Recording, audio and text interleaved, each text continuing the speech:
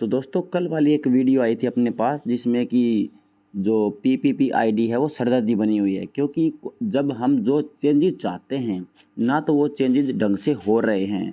अब कोई qualification same करना चाहता तो वो भी नहीं हो रही है। ऊपर से उसमें एक अनएम्प्लॉयड का था बेरोजगारी वाला ऑप्शन, वहाँ से वो भी हटा दिया है। इस फैमिली आईडी से बहुत सारे परेशान हो रखे हैं कि हर जगह जब ये फैमिली आईडी नहीं थी तो भी सारे काम होते थे। जब ये मेरी फसल मेरा ब्यौरा सिस्टम नहीं था तो भी सारे काम होते थे।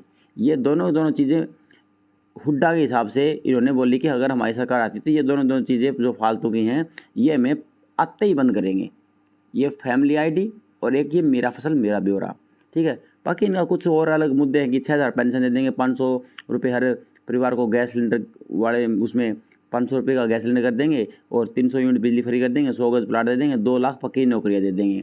तो ऐसे चुनावी वादे तो आते रहेंगे, लेकिन कुछ चीज़ें देखो सारी सरकारें सही नहीं करती, सारी सरकारें गलत नहीं करती।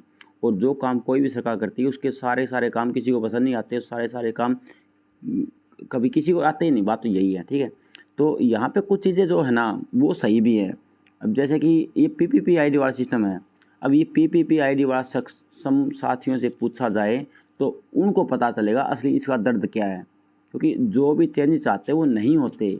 अगर आपको बेरोजगार भत्ता ही देना है तो आप उसको मंथली दीजिए, चाहे वो बंदा कैंडिडेट पढ़े या ना पढ़े या कुछ भी करे, उसको आप एक हेल्प के रूप में देना चाहते हो तो दो।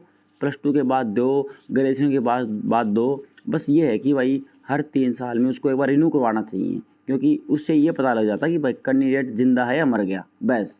इसके अलावा उसका और कोई ऑप्शन नहीं होता कि रिन्यू करवाने का। अदरवाइज तो ये 35 साल तक भी दे सकते हैं, लेकिन वो पता लगता रहे हाँ भाई अभी जिंदा है बंदा, तो रिन्यू करवा गया 3 साल में, इसका भत्ता स्टार्ट रहेगा, कंटिन्यू स्टार्ट रहेगा। बस यही सिस्टम होता है और कोई सिस्टम नहीं होता। और बूढ़ों का क्या होता है, बूढ़े क्या होते हैं जो बुढ़ापा पेंशन लेते हैं, वो यही सिस्टम होता है कि 1 मंथ की तो छोड़ सकते हो, 2 मंथ की, शायद तीसरे मंथ की पक्की लेनी पड़ेगी।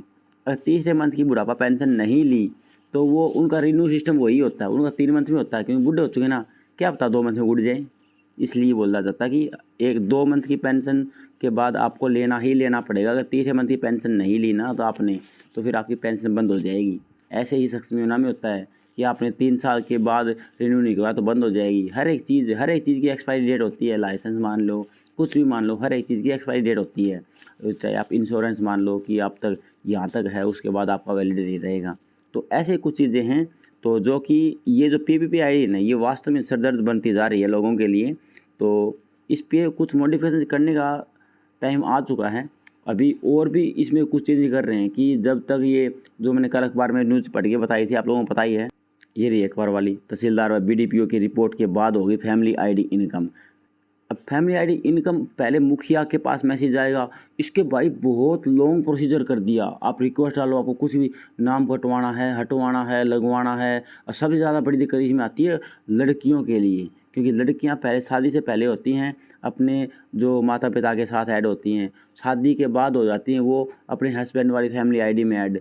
तो उनका एकदम हटना और फिर नई आईडी के साथ जुड़ना बहुत टेढ़ा काम है, इतना आसान काम होता ही नहीं सरकारी डिपार्टमेंट वाले भाई। तो आप लोग सभी कमेंट करके बताना कि ये जो मेरी फसल मेरा ब्यौरा और एक ये तो एक यार दोस्त भी अपने काफ़ी सारे अलग अलग डिपार्टमेंटों में बैठते हैं, वो बताते हैं कि ये एक अगर सक्षम योजना और बंद हो जाए ना, और उसके ये जो सक्षम योजना के तहत बताता है, ये सक्षम योजना बंद करके सीधा बेरोजगारों के खाते में पैसे डाल दिए जाएँ, जैसे बुढ़ापा पेंशन डाली जाती है ऐसे ही बेरोजगारों के खाते में पैसे डाल दो, ये तो हमारा काम बहुत कम हो जाएगा। सरकार को पैसे देने हैं, इनको लेने हैं, तो इनको डायरेक्ट ही क्यों ना दे दो यार। ऐसे थोड़ी होता कि ऐसे घूम के फिर के आ, उसके बार के फिर के आ, ऐसे घूम के आ तब मैं पैसे दूंगा, क्या मतलब है। अगर पैसे देने हैं तो डायरेक्ट ले ले भाई, ले डायरेक्ट खाते में भेज दो, सब खुश हो जाएंगे। वही तो होता है पैसे देना असली तो, ठीक है। तो आप मेरे को कमेंट करके बताना कि आपकी फैमिली आईडी से रिलेटेड किस किस को कितनी प्रॉब्लम है, उसके ऊपर कमेंट बॉक्स के ऊपर एक हम वीडियो बनाएंगे अच्छे से। ओके दोस्तों, हैव ए नाइस डे।